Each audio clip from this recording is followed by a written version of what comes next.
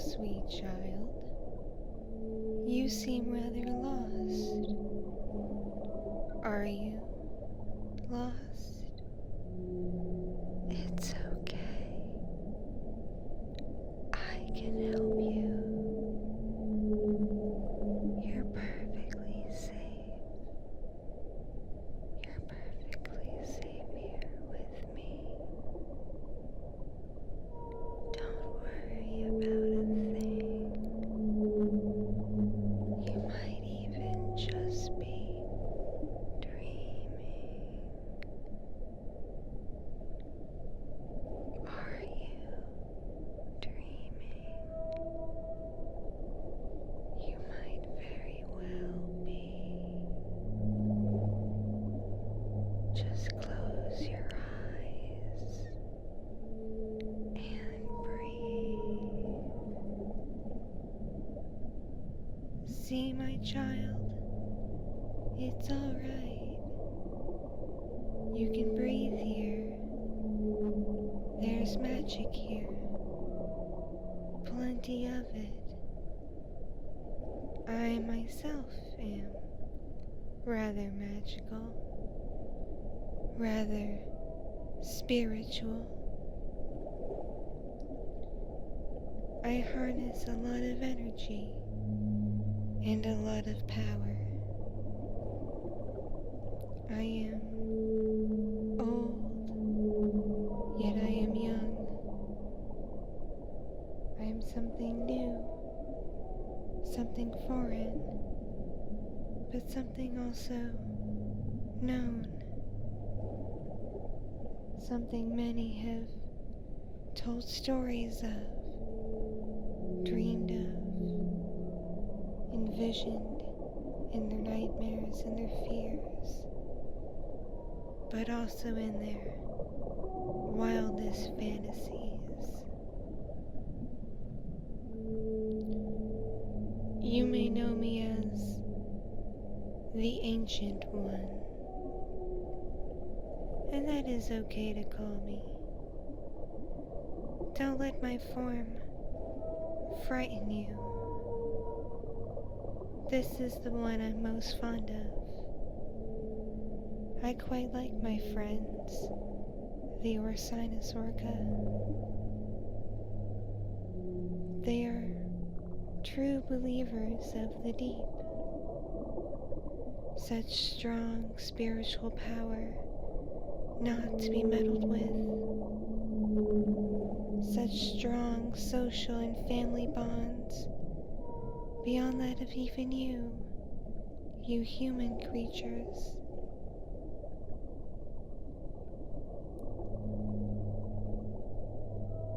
Don't be afraid of me. I won't harm you. I may be large and intimidating looking, but I mean you no harm. In fact, I'm here to help you. You seem so very, very lost,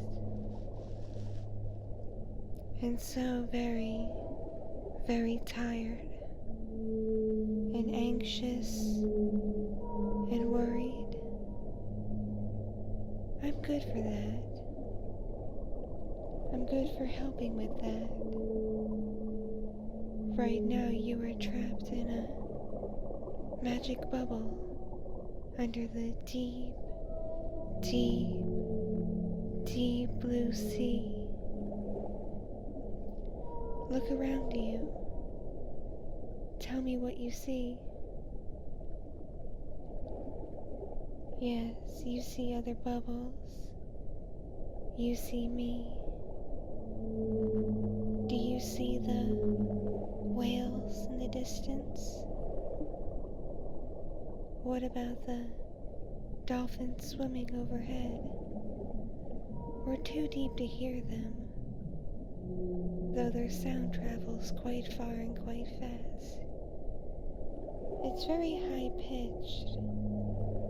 I'm aware of the sounds you believe dolphins make on your entertainment programs, but actually their sounds are more like high-pitched whistling and clicking.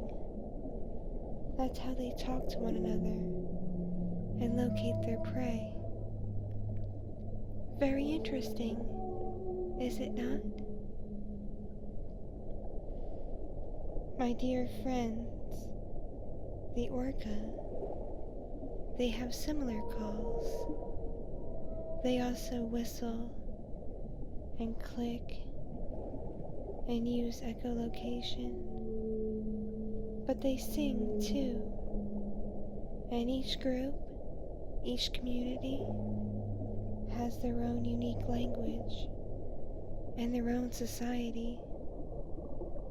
No two orca communities are exactly alike. Each group even has their own strict diets.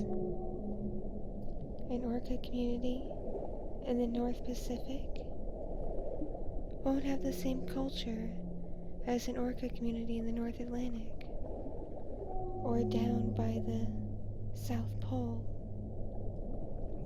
Quite fascinating, isn't it?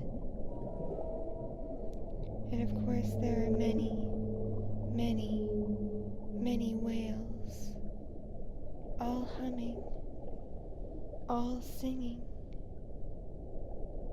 Have you heard of my friend, my dear fellow Ancient One? I've overheard humans in their boats. They call my friend the 52 Hertz whale, also known as the loneliest whale in the world. But they're not lonely. They have me and other Ancient Ones. Humans think that this creature is lonely because it sings at a frequency that many whales cannot hear. But I can hear them. I can hear them sing so beautifully. And so can the other Ancient Ones. It's quite a beautiful song, a very haunting one, but still lovely nonetheless. Perhaps one day you might hear it, or you've already heard it in your dreams. Such a beautiful, majestic creature. I do not pity it. I love it, for it is not truly lonely. It's just chosen to avoid human contact, as it very well should be. Most Ancient Ones do so. I'm unique in that I rather like humans. I find you and similar species to be quite interesting. The fact you can walk on land, go into space, but also travel into the deep. Every year, every eon, you can make it farther and farther, deeper and deeper into the ocean depths. You can see what lies at the very bottom, from the tiniest worms to the glowing phytoplankton, to the gases, the gulper eels, the anglerfish, the lanternfish, the giant squid, the Humboldt squids, sperm whales, and all sorts of shrimps and other creatures only visible in the midnight zone and the twilight zone. Creatures you only knew about because they would wash up on your shores, dead. But now you can see them. You can see them alive, alive and well, in their natural state, and their natural habitat. quite miraculous, really, that you, tiny, air-breathing land dwellers, have figured out how to travel so deeply, to be able to explore. I quite admire that about you and your kind. Your curiosity and your interest in what lies outside your own little bubbles. It's why, unlike others of my kind, I do not fear you. I do not hate you. And you should not fear me or hate me, for I am only here to help. Are you familiar with my friends, the orca? Oh, you know them as killer whales. I'm not too fond of that name for them, for they are not killers. They have not harmed humans, at least not in the wild, where they are free. For you see, eons and eons ago, a law was made, an agreement between man and orca. Man would rule the land, orca would rule the sea as the top of the food chain. And they agreed to not harm one another, to not kill one another, especially the orca, who are most obviously stronger and more powerful than humans.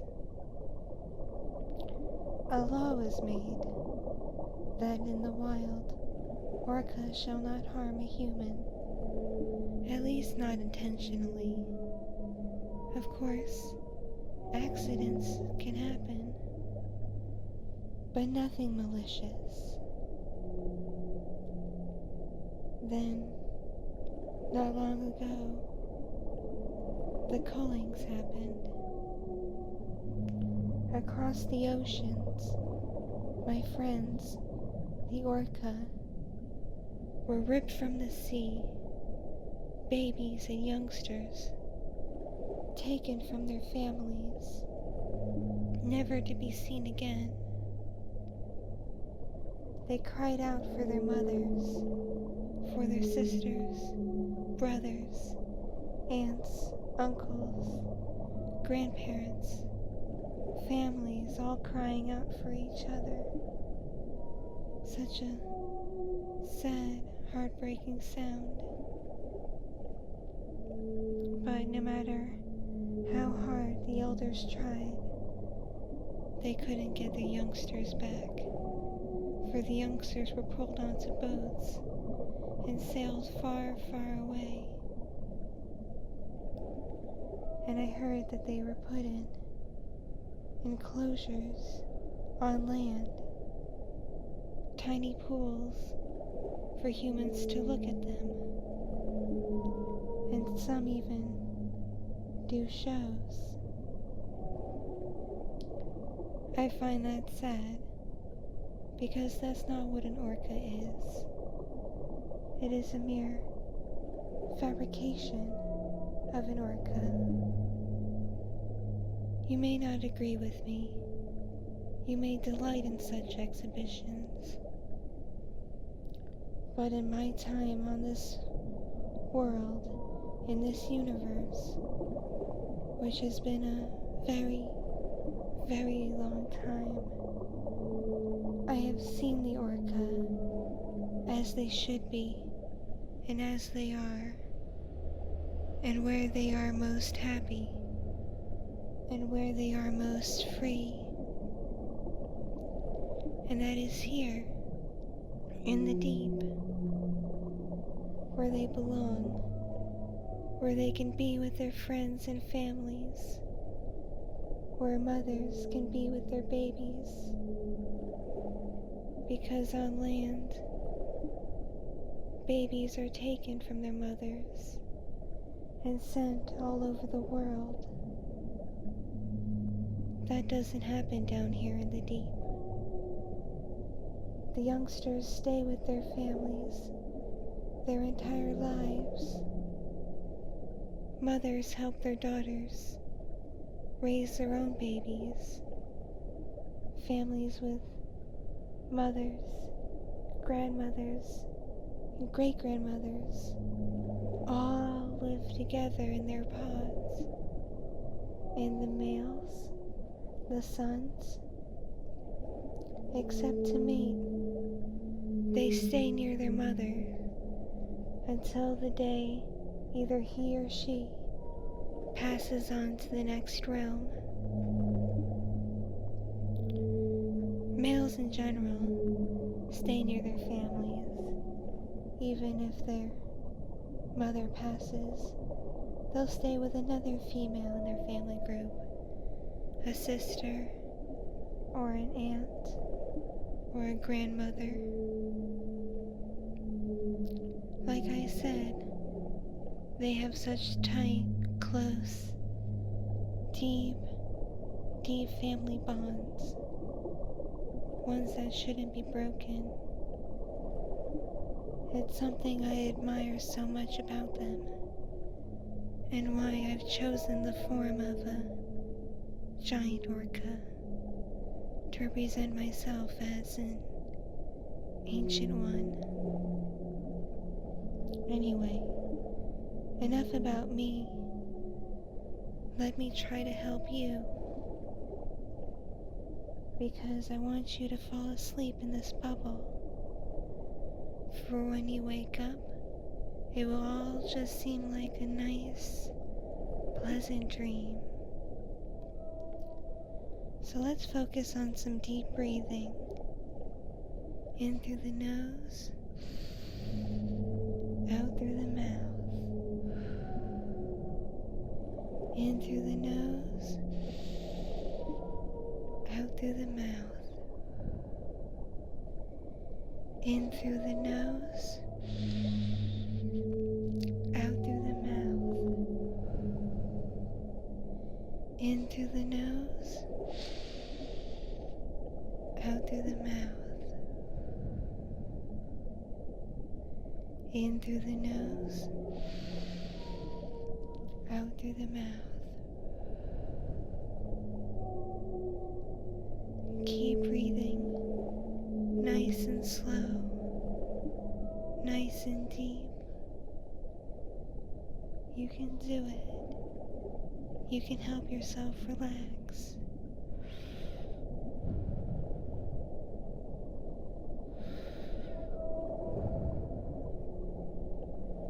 Just look into my eyes. Watch me bob in the water in front of you.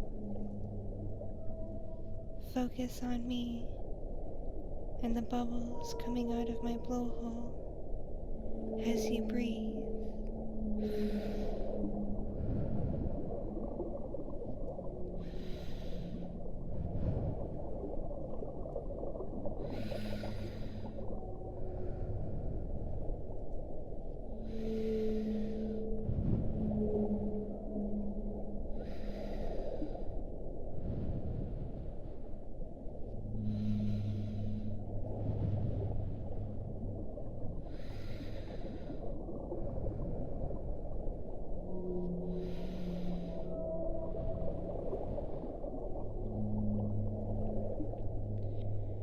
Now close your eyes and listen to the songs of my friends, the songs of the whales.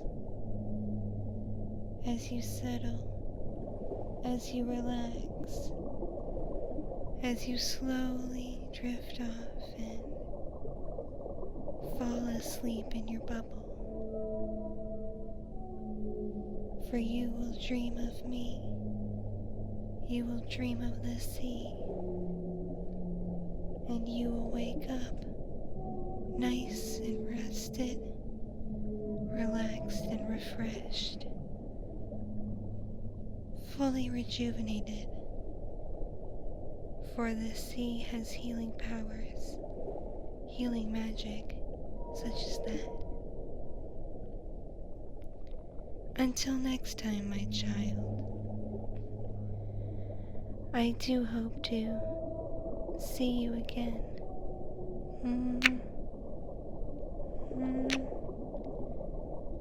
Sweet dreams, my child.